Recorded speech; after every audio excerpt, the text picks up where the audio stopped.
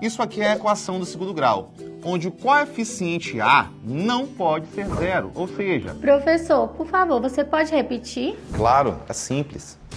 Aqui eu tenho uma equação... Com a plataforma Gonçalves Dias, você tem sempre um professor por perto.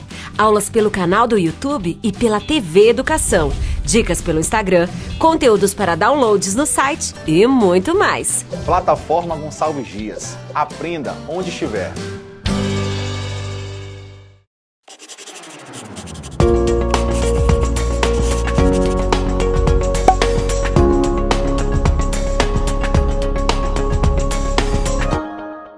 Olá, alunos! Eu sou o professor Gustavo Naiva e hoje a gente vai dar continuidade à nossa aula a respeito de direito e processo penal. Na aula passada, nós falamos falamos do conceito de direito penal, nós falamos das funções do direito penal, das suas características, né? E hoje nós vamos falar dos princípios do direito penal. Inicialmente, a gente pode dizer que os princípios eles são a base, né, desse ramo do direito. Como todas as áreas do ordenamento jurídico brasileiro, o direito penal, né, é regido por princípios. E esses princípios eles funcionam como uma base sólida, né, para a aplicação das leis. É a partir desses princípios, né, de acordo com o nosso material aqui, que podemos entender como a legislação penal é pensada, né, como a jurisprudência, de fato, como é criada a jurisprudência a respeito, sobre o tema e como ela é formada, como o Poder Judiciário ele deve encarar a aplicação das leis e como o Estado, né, deve se portar para garantir que as penas serão aplicadas da forma pretendida. Então, é de suma importância a gente entender, né, e conhecer esses princípios do direito penal. Nosso primeiro princípio é o princípio da legalidade. O que diz o princípio da legalidade? Onde ele está previsto, né? Ele está previsto na nossa Constituição, ele está previsto no nosso Código Penal, né? Ele está lá na nossa Constituição, ele está previsto no artigo 5º, né? No artigo 5º da nossa Constituição Federal de 88. Né? O Código Penal, ele já vem trazer, né, o tema, né, o assunto, no seu artigo 1º, para vocês verem a importância do princípio da legalidade. Ele traz lá no artigo 1º do Código Penal, né, justamente o princípio da legalidade, dizendo que não há crime sem lei anterior que o defina, né? Para que haja crime, é necessário que haja uma lei anterior, o definindo, o positivando, né? Recriminando aquela conduta praticada pelo agente.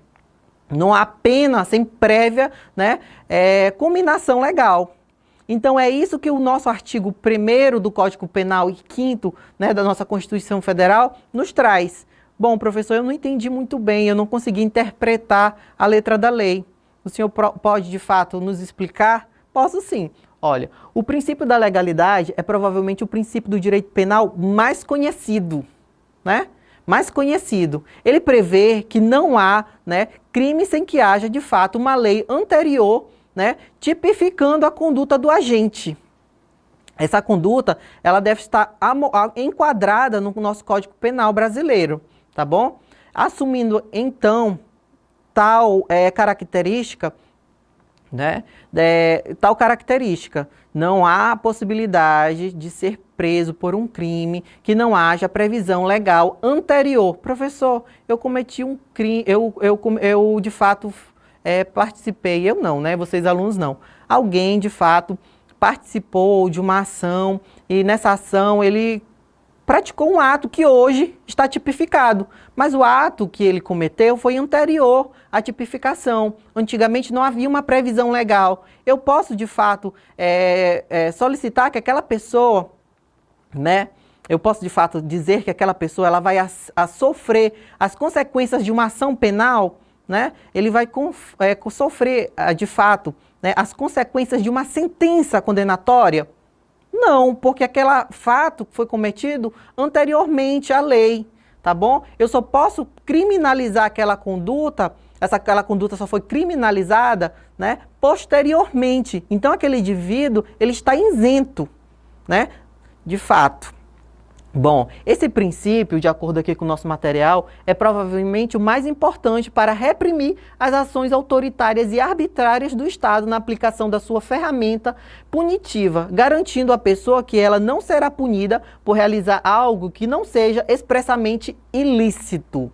Então, esse princípio, ele vem, de fato, né, prevenir essas ações, de fato, exageradas do Estado, onde o Estado faz, né, o uso indiscriminado do jus puniens. Então, esse princípio, ele já vem tolir essa maneira, essa forma do Estado de agir. Então, o Estado, ele tem que se adequar ao princípio da legalidade. Eu não posso simplesmente pegar uma pessoa na rua e condenar ela por um fato, né, por uma atitude que aquela pessoa teve naquele momento e achar, não, aquilo dali é ilegal. Mesmo não havendo lei, eu vou punir, o Estado vai punir aquela pessoa. Isso não existe, né? Lógico que é uma situação hipotética, mas não existe. Também temos o princípio da... Aqui, nessa tela, nós temos 3 princípios. Esses 3 princípios, de fato, eles se encaixam. Então, é bom a gente colocar os 3 juntos e explicar, porque aí vocês criam um raciocínio acerca desses 3 princípios, né? Bom, temos primeiro o princípio da exclusiva proteção de bens jurídicos, aonde diz que o Estado, né, o direito penal, ele só vai tutelar bens jurídicos relevantes, os mais relevantes, né, para a vida em sociedade. Não é todo bem jurídico, como a gente falou na aula anterior, que vai ser tutelado pelo direito penal. Apenas aqueles relevantes, né? Sem levar em consideração as questões ideológicas, questões sociológicas ou morais. Morais, né, e ideológicas, de acordo com o nosso material. Bom, esse princípio, de fato, ele nos diz que o direito penal não se encarrega de tudo, né? A gente pode até adiantar aqui e dizer que esse princípio, ele também segue, né, o princípio da última ratio, né? O direito penal é o último direito a ser utilizado. Primeiro temos que utilizar o direito civil, o direito trabalhistas, para ver se conseguimos resolver as questões, né? As questões que não forem resolvidas por outras áreas do direito, né, o direito penal vai tutelar, tá bom? O princípio da ofensividade. Professor, o que quer dizer esse princípio? O princípio diz que não há crime se não há lesão ou perigo real de lesão a bem jurídico tutelado pelo direito.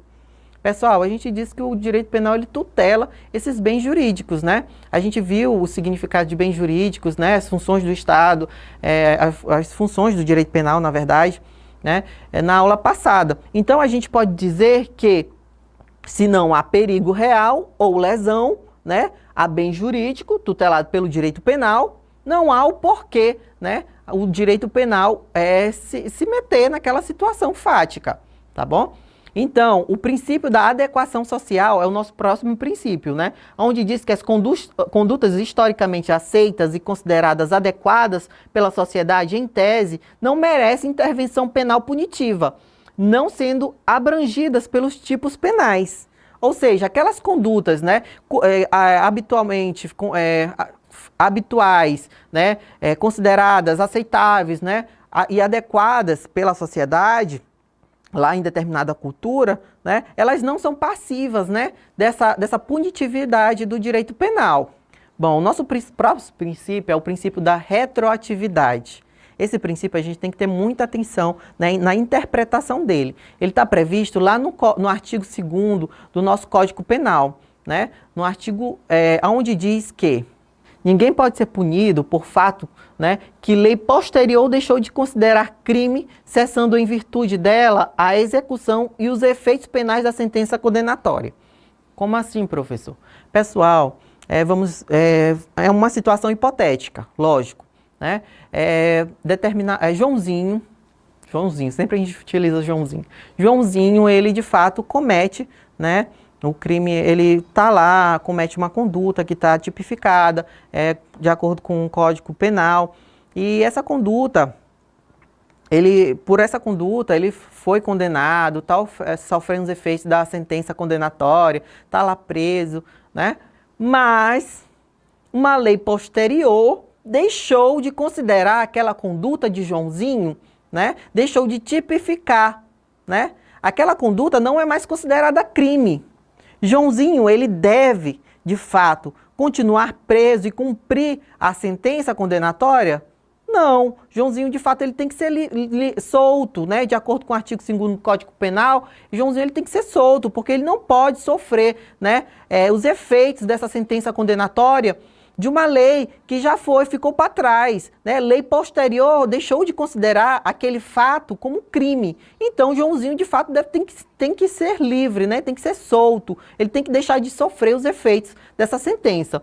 Bom, o princípio da retroatividade, ele pode ser entendido de forma bastante simples, como eu disse para vocês, né?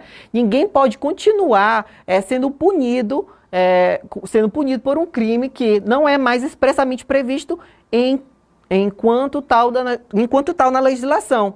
Então, se não há crime, não há o porquê Joãozinho sofrer os efeitos da sentença condenatória, tá bom? Dessa forma, o próprio Código Penal, ele garante que ninguém pode continuar pagando por uma pena de um crime que, por outro motivo, deixa de ser previsto, né, como crime pela lei, como aponta o artigo 2º que a gente já, de fato, leu, né? Então, o princípio da retroatividade, ele diz que, se lei posterior deixar de considerar o fato típico como crime, não tem por que a pessoa ser julgado ou sofrer os efeitos da ação condenatória, tá bom? É simples, mas a gente tem que ter um pouquinho de cuidado.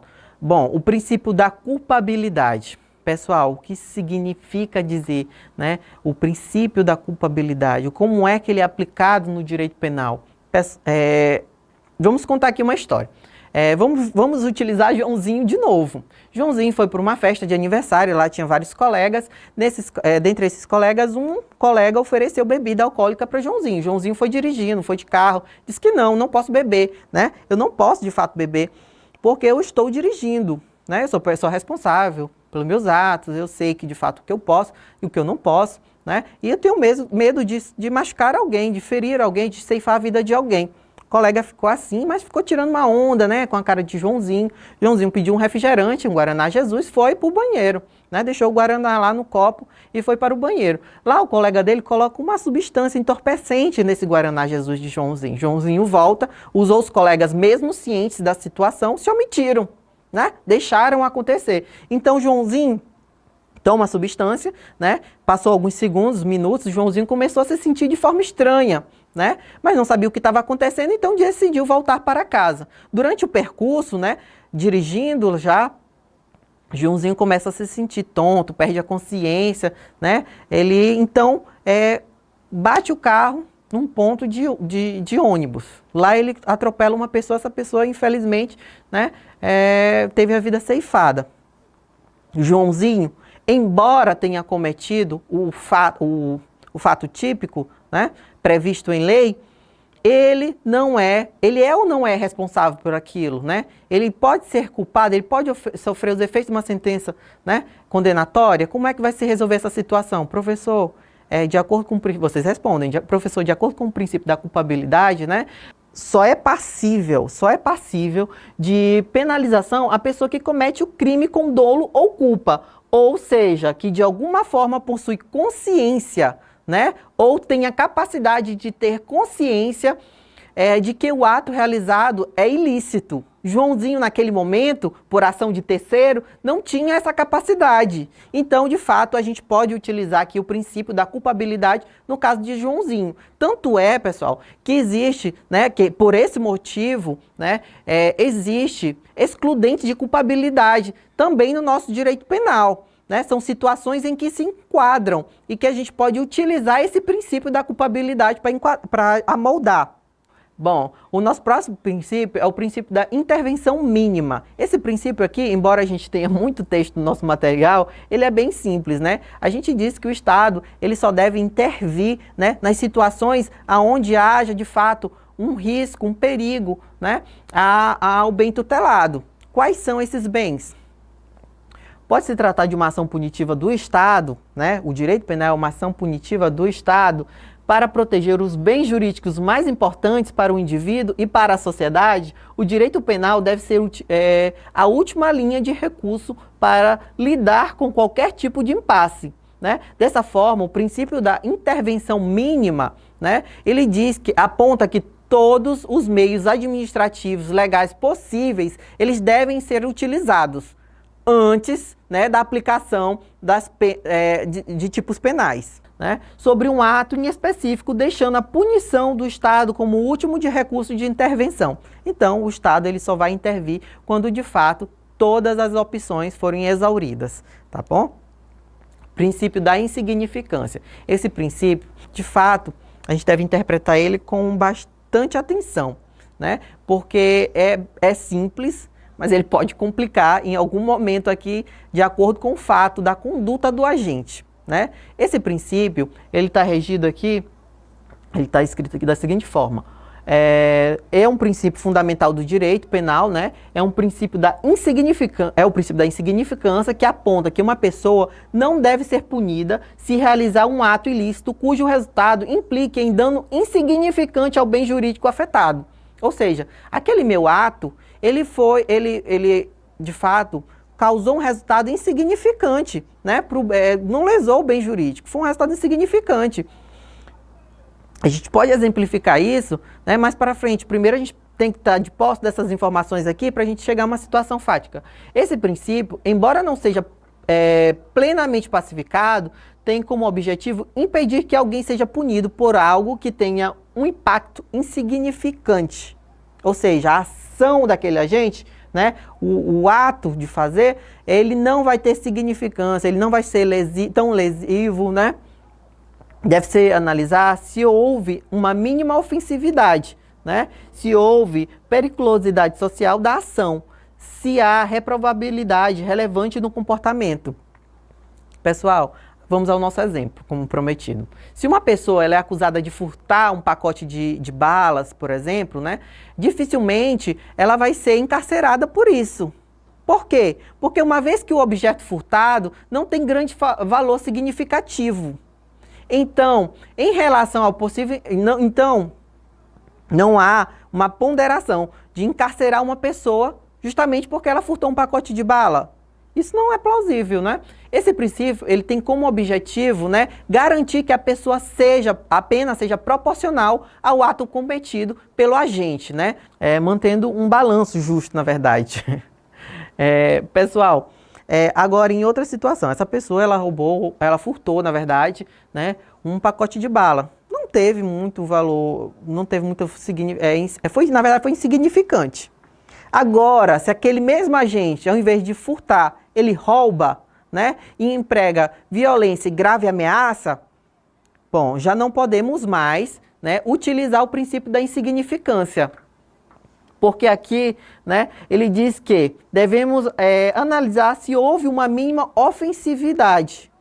E houve, né? Se houve periculosidade social da ação. Sim, porque ele empregou violência na ação, né? Ele fez uma ameaça, ele estava com uma arma branca, ele disse, olha, se você não fizer isso, eu vou te cortar. Se você não me der isso, eu vou te cortar. Então, justamente, esse princípio da insignificância já não é mais aplicado, embora continue sendo, né, uma bala, um pacote de bala, né, um pacote de bombom, uma lata de margarina. Embora continue sendo, a situação é outra, tá bom?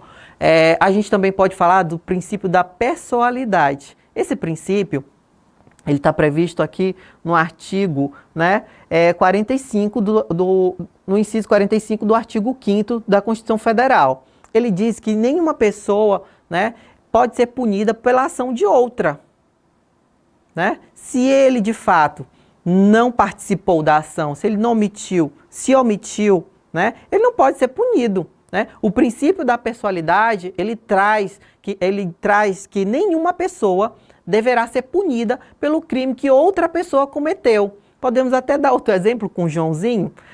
Podemos dizer que Joãozinho tem um irmão.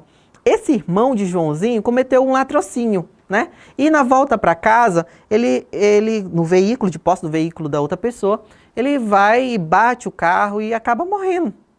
Ele morreu, né? Então a família da vítima, ela disse que não, alguém tem que pagar por isso. E vai atrás da família, e vai atrás de Joãozinho, e diz que quer que Joãozinho sofra as consequências do artigo 121, matar alguém, pena. E também que responda com patrimônio a respeito dos danos sofridos, né? Danos materiais. Mas, se a gente for ler aqui o nosso artigo 5º, o nosso inciso 45 do artigo 5º, a gente vê que nenhuma pena passará da pessoa do condenado, podendo a obrigação de reparar o dano, observem, o dano e a decretação de perdimento de bens ser, nos termos da lei, estendidos aos sucessores e contra eles executados, até o limite do valor do patrimônio transferido. Pessoal, o irmão de Joãozinho não tinha patrimônio nenhum, né? Ele não transferiu patrimônio nenhum. Joãozinho não participa de nenhuma sucessão. Então, ele não pode responder com os bens dele, né? Pelo ato do irmão, pelos atos do irmão. Então, de fato, a gente tem uma situação aí onde Joãozinho não irá responder por absolutamente nada. O nosso próximo princípio é o princípio da humanidade da pena. Esse princípio tem influência, né, da Declaração dos Direitos Humanos. Ele traz, né, que nenhuma pessoa deverá, de fato, né, ser penalizada de forma degradante a dignidade humana, tá bom? Impossibilitando a punição de morte, tortura, trabalho forçado ou qualquer outro tipo de violência física, moral ou psicológica, tá bom? Então, em decorrência desse princípio, no Brasil, nós não temos nenhuma pena, né, ou punição que seja de morte, tortura, trabalho forçado ou qualquer outro tipo de violência física, moral ou psicológica. Justamente por esse motivo, né? Não há uma pena de morte no Brasil, tá? Por exemplo. Então, pessoal, esse foi o nosso último princípio, tá bom? Utilizem a hashtag Fiquem em Casa Estudando. Até a nossa próxima aula. Tchau, tchau.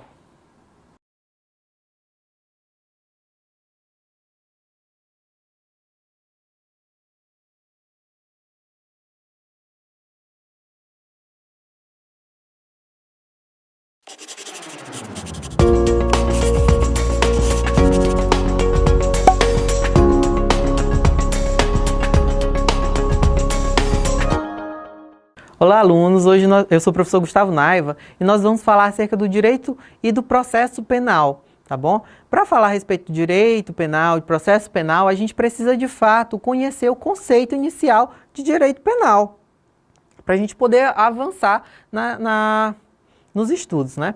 Então, o direito penal, obviamente, é um ramo do direito.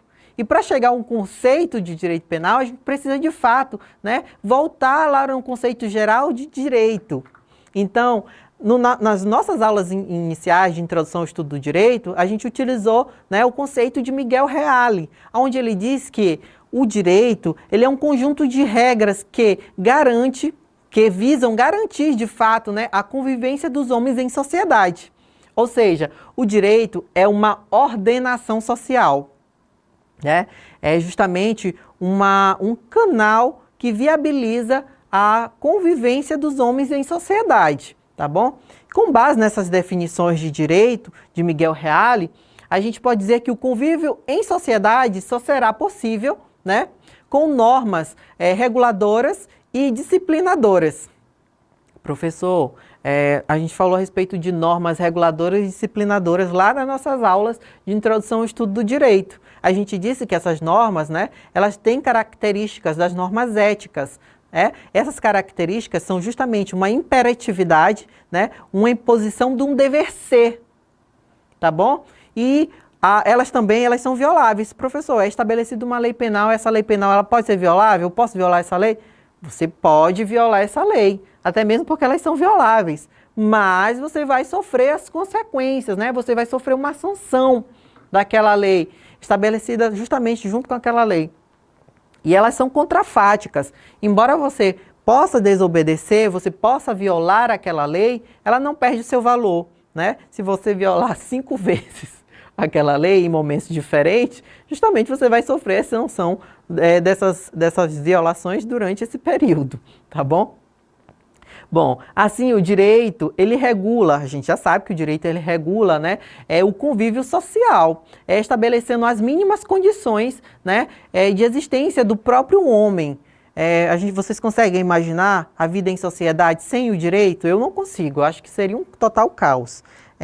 Já de posse dessas informações, já definindo de fato, relembrando de fato o que é o direito, né? Temos um conceito geral, a gente pode agora construir, de fato, o nosso conceito de direito penal, onde a gente diz que o direito penal ele é formado por um conjunto de regras e princípios que integram, né? que integram um campo específico do nosso ordenamento jurídico, dedicado à tutela dos bens jurídicos mais relevantes de uma sociedade. Professor, não são todos os bens jurídicos que vão ser tutelados? Não é tudo que de fato existe e acontece que vai ser tutelado pelo direito? Não, pessoal. Só os bens jurídicos mais relevantes de uma sociedade. Ah, professor, mas eu não sei o que são esses bens jurídicos. Espera aí que a gente vai, de fato, né, chegar ao conceito desses bens jurídicos. Né? E é a partir desses pressupostos, né, que agora a gente consegue chegar a uma definição do conceito de direito penal, onde a gente diz que é um conjunto de normas jurídicas que tem por objetivo a determinação, né, de infrações de natureza penal e suas sanções correspondentes. Professor, esse conceito ficou muito complicado, embora simples, muito complicado. O senhor tem outro? Tenho sim. Em outras palavras, nós podemos dizer que o direito penal é um sistema de normas jurídicas que regulam o poder de punir do Estado, o jus puniens, né? O tão falado jus puniens, que só o Estado é detentor, tá bom? O jus puniens é exclusividade do Estado, só o Estado é detentor do jus puniens. Estabelecendo por pressupostos o crime como um fato, né, e uma pena como consequência. Então, ao de fato definir um crime, tipificar uma conduta, né, o direito penal ele vem como consequência estabelecendo uma pena. Tá? É uma norma pertencente ao ramo do direito público, tá bom? Não é direito privado, do direito público, onde a partir da violação da norma surge o poder de punir. Professor, o jus puniens do Estado, como é que ele acontece? Como é que ele surge? Né? O direito penal, o Estado, né, cria as normas penais e aí, com a violação da norma, o Estado vai lá e aparece. Olha aqui o meu jus puniens. É a partir da violação dessas normas que o Estado vai lá apresentar o seu jus puniens para a pessoa, para o agente que, de fato, infringiu, né, que violou a norma. Dessa forma, o direito penal ou direito criminal, como algumas pessoas chamam, né, é a parte do ordenamento jurídico que define as infrações, como a gente já disse, as infrações penais, tá bom? Crimes, contravenções, essas coisas, tá bom? Os crimes e as contravenções. E combina, né, as respectivas sanções a justamente essas infrações penais, né? Penas e medidas de segurança. Pessoal, a gente já entendeu, né, que o conceito de direito penal. Agora a gente precisa de fato saber qual é a função do direito penal. Bom, o direito penal ele tem duas funções primordiais, né? A primeira, que é a proteção dos bens jurídicos essenciais, né?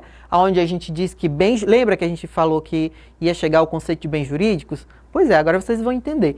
Aqui, ó, os bens jurídicos são os valores ou interesses do indivíduo ou da coletividade, conhecido pelo direito, né? Ou seja, a vida e o patrimônio, a honra, a integridade física, psíquica, orgânica e a imagem, a paz e outros, né? A gente pode, de fato, elencar outros bens jurídicos, né, que são tutelados pelo direito penal, mas os principais a gente tem aqui, tá bom? A proteção dos bens jurídicos se dá por meio da intimação coletiva, prevenção geral, né? O Estado, ele diz assim, se tu fizer, tu vai tomar.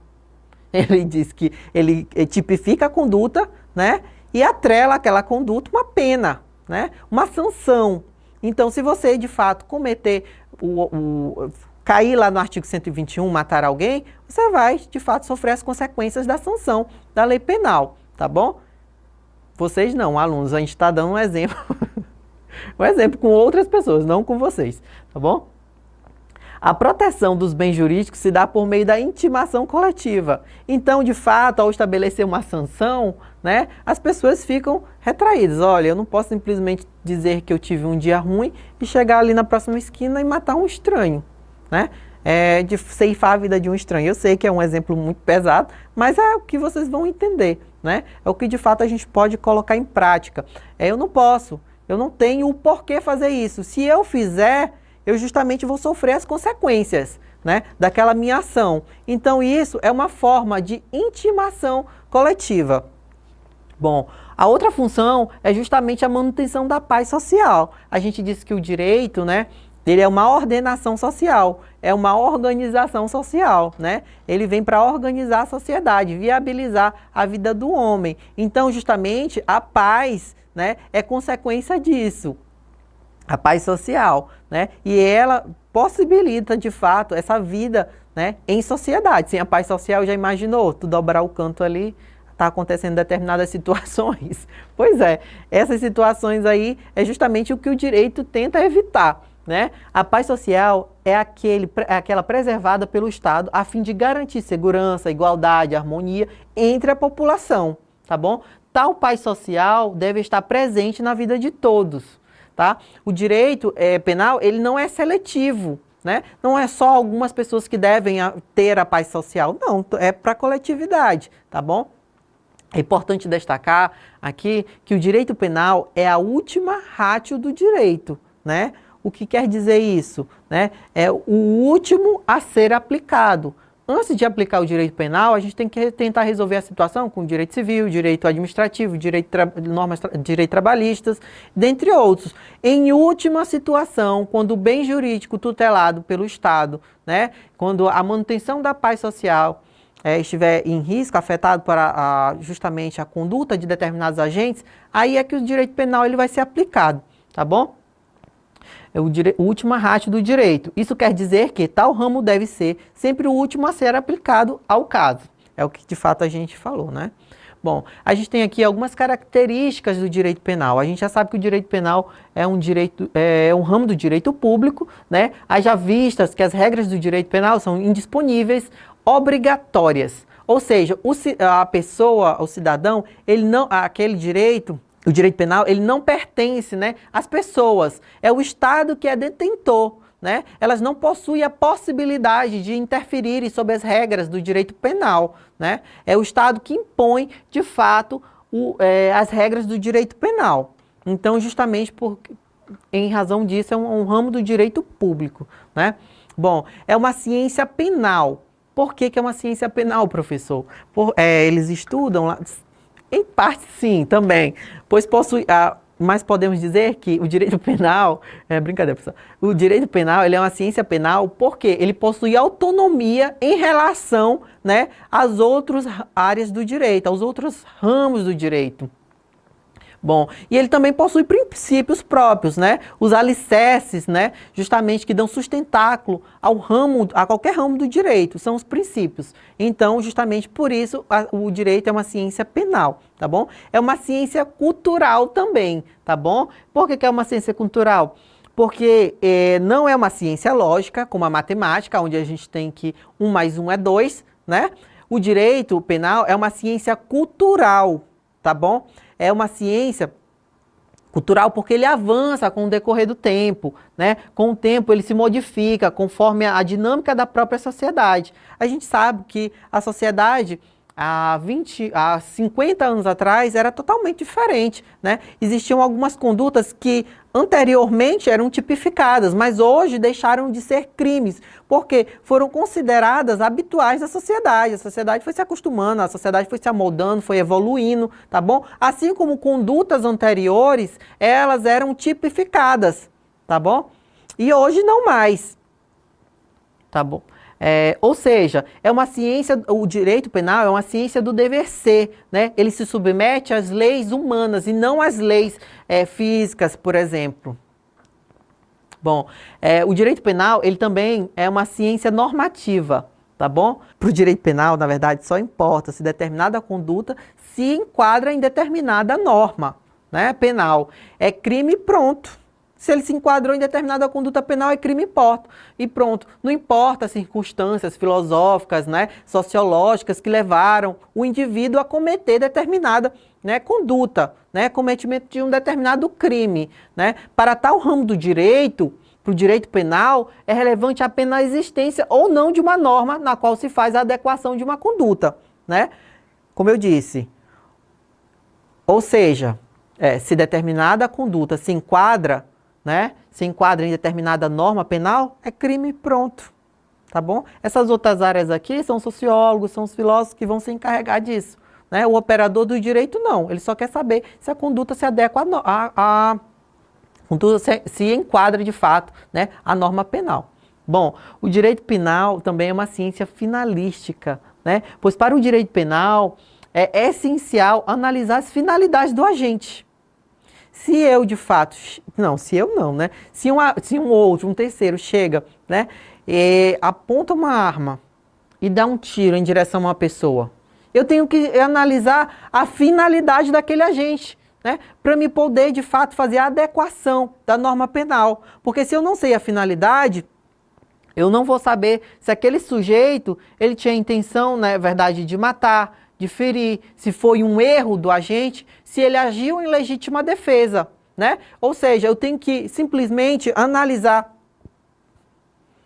a finalidade daquele agente. Eu não posso simplesmente, observando a conduta, né, dizer que ele errou, né, que ele estava agindo em legítima defesa. Não, eu tenho que analisar a finalidade, né?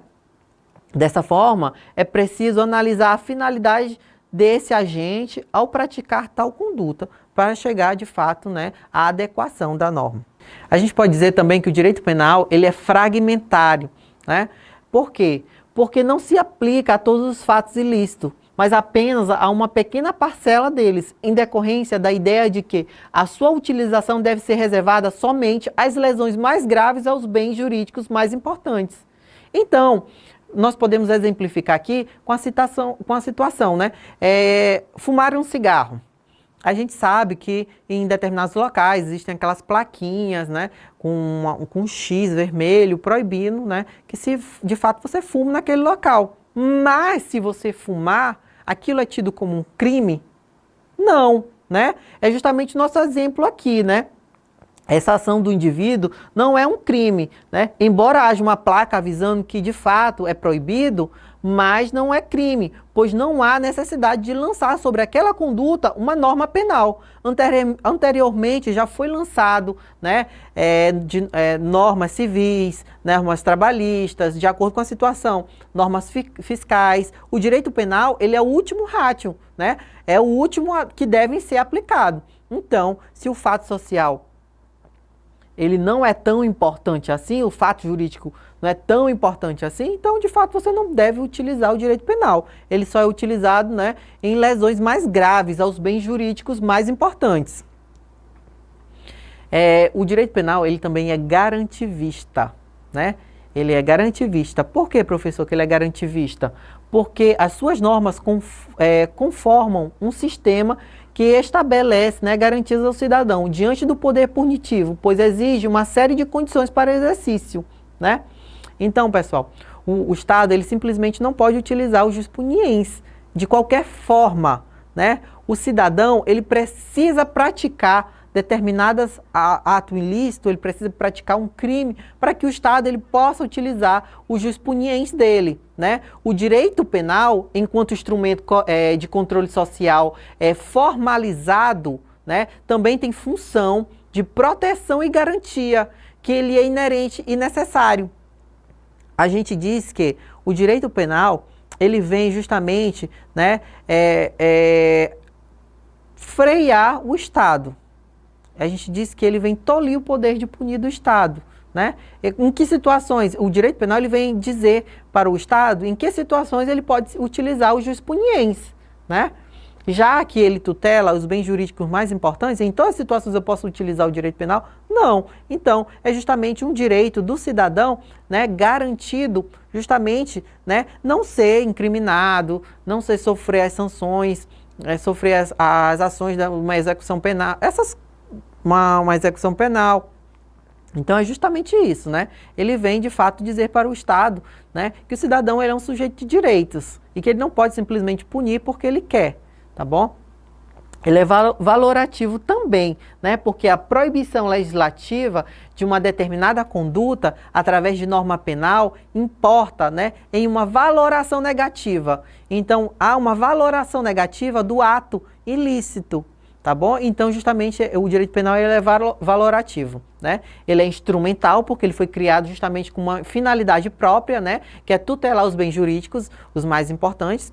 né? E subsidiário, né? Por que o direito penal é subsidiário? Pessoal, a gente vem falando isso a aula toda, mas agora justamente a gente tem que falar a respeito dessa característica. Porque o emprego, né, da intervenção jurídica penal somente é justificado quando o direito civil e outros ramos do direito público se mostram insuficientes à tutela eficaz do bem jurídico em questão. Então, né, ele é subsidiário, eu só posso utilizar o direito penal quando de fato eu já fui lá no direito civil, eu já fui no direito trabalhista, eu já fui no direito, né, previdenciário, e tentar resolver a situação. Não conseguir, aí eu venho para a última ratio, direito penal, tá bom? Pessoal, essa é a nossa aula. Utilizem a hashtag Fique em Casa Aprendendo. Até a próxima aula. Lembrando que na próxima aula nós iremos falar a respeito dos princípios do direito penal, tá bom? Para complementar esse nosso conhecimento. Até a próxima. Tchau, tchau.